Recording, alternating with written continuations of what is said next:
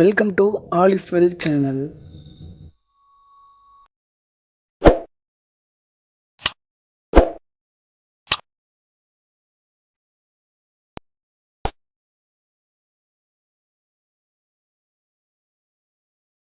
இன்றைக்கி என்ன பார்க்க போகிறோன்னா 8th மேக்ஸில் எடுத்துக்காட்டு 2.11 ஒழுங்கற்ற பலகோண வடிவ நிலத்தின் பரப்பளவு காண்கன்னு கேட்டிருக்காங்க. அதாவது கொடுத்துருக்க படத்தோட பரப்பளவு கேட்டிருக்காங்க. ஸோ படத்தை பார்த்துக்கோங்க. ஃபஸ்ட்டு என்ன பண்ண போகிறோன்னா ஒவ்வொரு படத்துக்கும் ஒவ்வொரு நம்பர் கொடுத்துக்குருவோம். ஃபஸ்ட்டு மேலே ஒரு முக்கோணம் இருக்கா, அதுக்கு ரோமன் லெட்டர் 1ன்னு கொடுத்துக்குருவோம். ஸோ 1 இது ஒரு முக்கோணம், சரியா. ரெண்டாவது இருக்குது சரிவகம். ஸோ ரோமன் லெட்டர் 2ன்னு கொடுத்துக்குருவோம். அடுத்து ஒரு முக்கோணம் இருக்குது, ரோமன் லெட்டர் 3ன்னு கொடுத்துக்குருவோம். அடுத்து கீழே இந்த முக்கோணத்துக்கு ரோமன் லெட்டர் 4, இதுக்கு 5. அப்போ என்னெல்லாம் இருக்குது, இது ஒரு முக்கோணம், ரெண்டாவது சரிவகம் இருக்குது, மூணாவது ஒரு முக்கோணம் இருக்குது, நாலாவது ஒரு முக்கோணம், அஞ்சாவது ஒரு முக்கோணம்.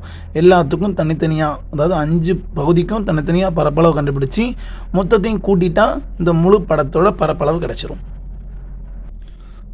கண்டுபிடிக்கலாம். ஃபஸ்ட்டு முக்கோணம் 1ஓட பரப்பளவு கண்டுபிடிப்போம். எழுதலாமா? முக்கோணம்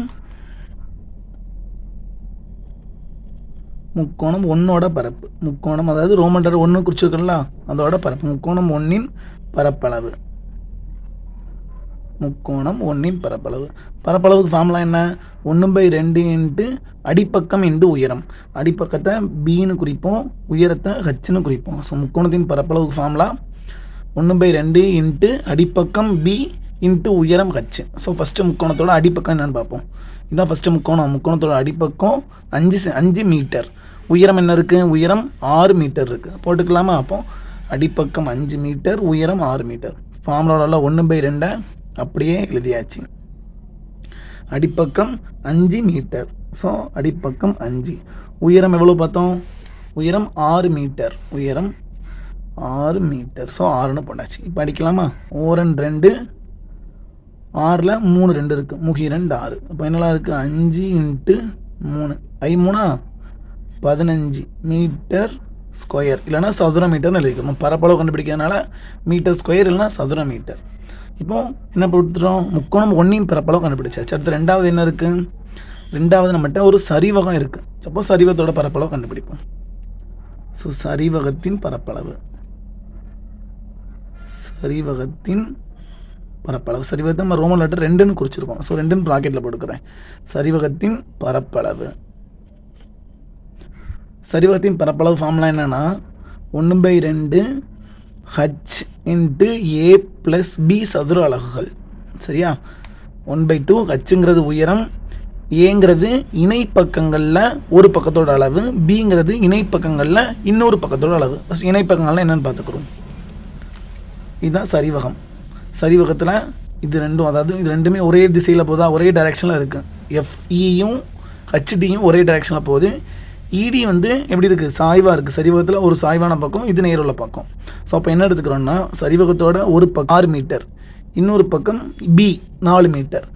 அப்போ உயரங்கிறது எதுலேருந்து? எஃப்லேருந்து ஹச் வரைக்கும் இருக்குது சரிவகத்தின் உயரம். அப்போ 8 + 5 13 மீட்டர். அப்போ ஏங்கிறது 6 மீட்டர், பிங்கிறது 4 மீட்டர், ஹச்சுங்கிறது 13 மீட்டர். அப்ளை பண்ணிடலாமா? ஸோ சரிவகத்தின் பரப்பளவு 1/2 பெருக்கல் ஹச்சுங்கிறது எவ்வளோ சொன்னேன்? 13 மீட்டர் பெருக்கல் ஏங்கிறது என்னது? ஏங்கிறது ஒரு பக்கம், ஒரு பக்க அளவு 6, இன்னொரு பக்க அளவு 4. அப்போ 6 + 4. ஏங்கிறது 6, பிங்கிறது 4. போட்டலாமா? 1/2 இன்ட்டு 13 இன்ட்டு 6ஐயும் 4ஐயும் கூட்டினா 10. 6ஐயும் 4ஐயும் கூட்டினா 10. இப்போ அடிப்போம். 2 2 10. என்ன இருக்குது? 13 பெருக்கல் 5 இருக்குது. 13 5ஐயும் பெருக்குனா 65 மீட்டர் ஸ்கொயர் அல்லது சதுர மீட்டர். அடுத்து மூணாவது. இப்போ ரெண்டாவது முடிச்சாச்சு இல்லை? ரெண்டாவது சரிவகத்தின் பரப்பளவு முடிச்சாச்சு. இப்போ மூணாவது என்ன இருக்குது? மூணாவது இன்னொரு முக்கோணம் இருக்குது. அப்போது முக்கோணம் 3இன் பரப்பளவு கண்டுபிடிப்போம். முக்கோணம் 3வதோட பரப்பளவு. முக்கோணத்தின் பரப்பளவு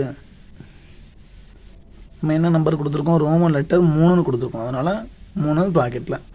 முக்கோணத்தின் பரப்பளவுக்கு இப்போ தான் ஃபார்முலா பார்த்தோம். 1/2 இன்ட்டு அடிப்பக்கம் இன்ட்டு உயரம் பி இன்ட்டு ஹச். அடிப்பக்கம் இன்ட்டு உயரம்னா பி இன்ட்டு ஹச்.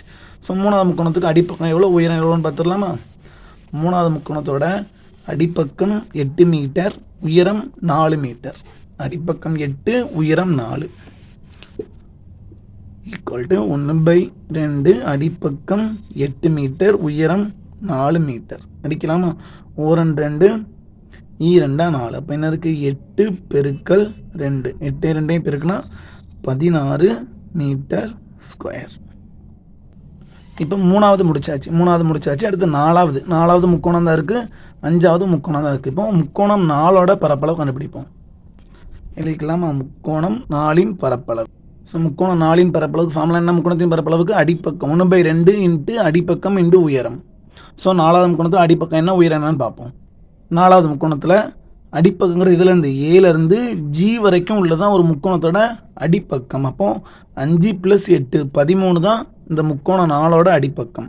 அடுத்து முக்கோணம் 4ஓட உயரம் இங்கே இருக்குது, ஜியிலேருந்து பி வரைக்கும் 10 மீட்டர் கொடுத்துருக்காங்க. அப்போ அடிப்பக்கம் 13 மீட்டர், உயரம் 10 மீட்டர். எழுதிக்கலாம். அடிப்பக்கம் 13 மீட்டர், உயரம் 10 மீட்டர். அடிச்சுக்கலாமா? 1 2 2 10. அப்போ 13 பெருக்கல் 5. 13 5 அப்போலாம் பார்த்தா 65 மீட்டர் ஸ்கொயர். அடுத்து அஞ்சாவது பார்க்க போகிறோம். அஞ்சாவது ஒரு முக்கோணம் தான் இருக்குது. அப்போ முக்கோணம், ஸோ ஃபார்முலா அதே தான். முக்கோணம் 5இன் பரப்பளவு equal to 1/2 into B into H, அதாவது அடிப்பக்கம் இன்ட்டு உயரம். அஞ்சாவது முக்கோணத்தில் அடிப்பக்கம் பாருங்கள், அடிப்பக்கம் ஜியிலேருந்து சி வரைக்கும் இருக்குது. அப்போ 5 + 8 13 தான் இதோட அடிப்பக்கம். உயரம் என்னது? இந்த அஞ்சாவது முக்கோணத்தோட உயரம் ஜியிலேருந்து பி 10 மீட்டர். அப்போ அடிப்பக்கம் 13 மீட்டர், உயரம் 10 மீட்டர். அப்ளை பண்ணிடலாமா? ஈக்குவல் டு 1/2 இன்ட்டு அடிப்பக்கம் 13 மீட்டர், உயரம் 10 மீட்டர். ஸோ 2ஐயும் 10 அடிச்சுக்கலாம். 1 2 2 10 பெருக்கிடலாமா? மிச்சம் 13 இருக்குது, பெருக்கல் 5 இருக்குது. 13 5 65 மீட்டர் ஸ்கொயர். இப்போ நமக்கு என்ன பார்த்தோம்? இந்த நிலத்தோட பரப்பளவு தான் கண்டுபிடிக்கணும். ஒவ்வொரு பகுதியாக பிரித்து 5ஓட பரப்பளவும் தனித்தனியாக கண்டுபிடிச்சிட்டோம். இப்போ அந்த மொத்த நிலத்தோட பரப்பளவு கண்டுபிடிக்கிறதுக்கு எல்லா ஆன்சரையும் கூட்டிடணும். ஸோ எல்லா 5 பகுதியோட ஆன்சரையும் கூட்ட போகிறோம். ஸோ நிலத்தின் மொத்த பரப்பளவு கண்டுபிடிக்கணும். நிலத்தின் மொத்த பரப்பளவு